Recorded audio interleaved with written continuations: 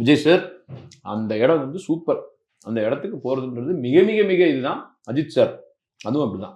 அவரு கஷ்டப்பட்டு அந்த இடத்துக்கு போக முடியாது. யாரும் யாரோட இடத்தையும் பிடிக்க முடியாது ப்ரோ. நீங்க சொன்ன கம்பேரிசன் சொல்றேனே, சரி வாய்ப்பே இல்லை ப்ரோ. பட் சிவாங்கிறது அவரு ஒரு இடத்துக்கு கிரியேட் பண்ணியிருக்காரு. ஸோ அடுத்தவங்க வந்து சிவாவோட அதாவது அந்த மாதிரி வகையில போலாமே தவிர அவரு இங்க இவர் இங்கன்றது கிடையவே கிடையாது.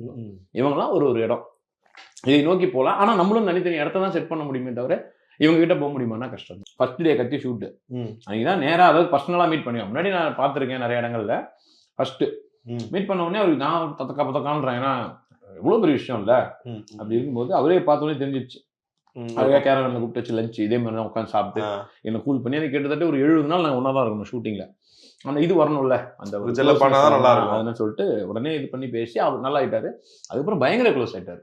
என்ன அளவுக்குன்னா சும்மா நாங்கள் ஏதாவது மெசேஜ் இது பண்ணிக்கிறது, சும்மா காதலிக்கு முறையை பார்த்து அனுப்பிச்சு விடுவேன். சார் வாட்சிங் எல்லாம் இருக்கு, காட்டக்கூடாது ஏன்னா அஃப்கோர்ஸ் எங்களுக்கு பர்சனலா ஒரு இது. சரி சரி சரி வாட்சிங் ஏதோ ஒரு 1,00,000 சம்திங் சார். அவ்வளோ பிடிக்குமா உங்களுக்கு? அதாவது ரொம்ப பிடிக்கும். ஸோ அதான் அனுப்பிச்சு விட்டேன். அதுக்கு அவர் அனுப்பிச்சிருந்தாரு.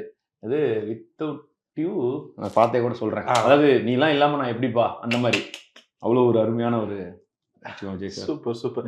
உங்களுக்கு எந்த ஃபேஸ் ரொம்ப பிடிக்கும்? எனக்கு உண்மையை சொல்ல போனா நாளைய தீர்ப்புல வந்தார் இல்லையா, அதே ரொம்ப பிடிக்கும். ஏன்னா அன்னைக்கு அதுல இருந்து வந்தார்ல இன்னைக்கு வரைக்கும். ஸோ அங்க நம்பினார் பாருங்க. ஸோ அதுதான் இது எனக்கு அன்னில இருந்தே அது ரொம்ப பிடிக்கும். அது ரொம்ப ரொம்ப பிடிக்கும். சூப்பர். அந்த விஜய் சார் இந்த சாங் வந்து எடக்கு முடக்கு சாங் அவருடைய ஃபோன்ல எனக்கு கொடு வந்து பார்த்தாரு. ஃபுல்லாக சாங்கை பார்த்தாரு. செம்மையா ஆடுறியா நீ, சூப்பர்யா அப்படின்னாரு. எவ்வளவு பெரிய விஷயம் அவர் சொல்றது இருக்குல்ல, அது அவ்வளவா நம்ம ஆடல தான். ஆனா அவர் பாராட்டும் பொழுது நமக்கு தோணுதுல, ஐயோ இதுக்காகவே நம்ம நல்லா ஆடணும்னு. அதுதான் அந்த பெரிய மனிதர்கள், பெரிய மனிதர்கள். விஜய் அவார்ட்ஸ் வந்து ஒரு வாட்டி வந்து விஜய் சார் தான் கொடுத்தாரு இவருக்கு, சிவாக்கு. ஆமா. அப்ப அவங்களாம் யாரும் கேட்கல. என்கிட்ட வந்து ஒருத்தர் சொல்றாரு, நீங்க எப்படியாவது சார்கிட்ட சொல்லி இந்த அவார்டு கொடுக்க சொல்லுங்க அப்படின்ட்டு. நான் எனக்கு என்னன்னா ஒத்துப்பாரு. எனக்கு என்னன்னா நம்ம போய் கேட்டு ஒரு வேலை இல்லைன்னா என்ன பண்றதுன்னு பரவாயில்லன்னு சொல்லிட்டு நாங்கள் 3 பேர் இருக்கிற ஃபோட்டோ கூட ஒன்று இருக்கும். விஜய் சார், சூர்யா சார், இந்த பக்கம் நான் உட்காந்துருக்க மாதிரி ஒரு ஃபோட்டோ கூட. நான் தான் விஜய் சார்கிட்ட போய் கேட்டேன், சார் வந்து அவங்க கேட்குறாங்க சார் இது மாதிரி சிவாக்கு அவார்டு கொடுக்க சொல்லி, உங்களுக்கு ஓகேவா சார்? ஓகே. நான் வாங்கின உடனே அடுத்தது அப்படி கொடுத்துடலாமா ஒரே வாட்டி? ஓகே சார்னு சொல்லிட்டு போய் கொடுத்தது இல்லாமல் ஸ்டேஜில் வச்சு சொன்னார், சிவா குழந்தைங்களை பிடிச்சிட்டிங்க. இவ்வளோ பெரிய வார்த்தைகள், ஒரு அவ்வளோ பெரிய ஹீரோ அதை சொல்றது இருக்குல்ல. சிவா இன்னைக்கு இருந்த இது கூட இல்லை. அப்போ ஸ்டார்டிங்கான ஒரு டைம் தான். ஸோ அதுதான் வந்து ஒரு மிகப்பெரிய அந்த ஒரு இதற்கான அதை ஒத்துக்கிறது, ஐ மீன் சொல்றது இருக்குல்ல, அடுத்தவங்களை ப்ரைஸ் பண்ணி பேசுறது இருக்குல்ல, அது வேற லெவல். அது வந்து சூப்பராக இது பண்ணி கொடுத்தாரு. அதே மாதிரி வந்து அதை இன்னைக்கு சிவாவும் ஃபாலோ பண்றாரு. இன்னைக்கு என்ன வந்து அவர் அப்படி சொல்றாரு, சூப்பருங்க சூப்பர். அதாவது பசங்களை பிடிச்சிட்டிங்கன்றது அவர் லெவல் இல்லை. ஆனால் காஞ்சூரிங் கண்ணப்பன் நாயசேகர் மூலமா சின்ன பசங்க நிறைய பேர் பார்த்துருக்காங்கன்றத அவரும் அதை சொல்றாரு. இல்லை ப்ரோ அது நான் சொன்ன டைலாக் தான். ஓகே. அது என்னன்னா ஸ்கூல் டைம்ல தெரியாம பண்ணது ப்ரோ. அது என்னன்னா ஒரு நாள் ஹெட் மாஸ்டர் வந்து கிளாஸ் எடுக்கிறாரு எங்களுக்கு, கிளாஸ் டீச்சர் வரலன்னு பேப்பரை மாற்றி திருத்திக்கணும். அப்படி பண்ணும்பொழுது எனக்கு வந்து ஸ்டெப்ஸ் எல்லாம் கரெக்ட், மேக்ஸ் ஸ்டெப்ஸ் எல்லாம் கரெக்ட், ஆன்சர் மட்டும் 12,000 வரணும் 1,200 போட்டான். பை மிஸ்டேக் ஒரு 0 தப்பா போட்டு போடாம போட்டான்.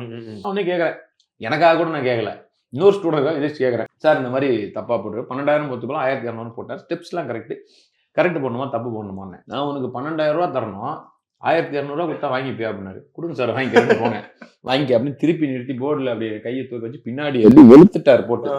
அசிங்கமா போச்சு. நான் தப்பு பண்ணியிருந்தாலும் பரவாயில்ல, இன்னொருத்தருக்காக கேட்டிருக்கேன், கேள்வி இல்லப்பா அது கரெக்ட் ஏதோ சொல்லிருக்கீங்கன்னா அடிச்சுட்டாரு என்ன சொல்லிட்டு என்ன பண்ண, அடுத்த வாரம் ஊர்ல ஒரு கல்யாணம், ஃப்ரெண்டோட மாமாவோ சித்தப்பா யாருக்கோ கல்யாணத்துக்கு போயிருக்கோம். இவரும் வந்திருக்காரு ஹெட் மாஸ்டரும். சரி அவர்கிட்ட போயிட்டு நான் நல்லா இருக்கீங்களா சார்?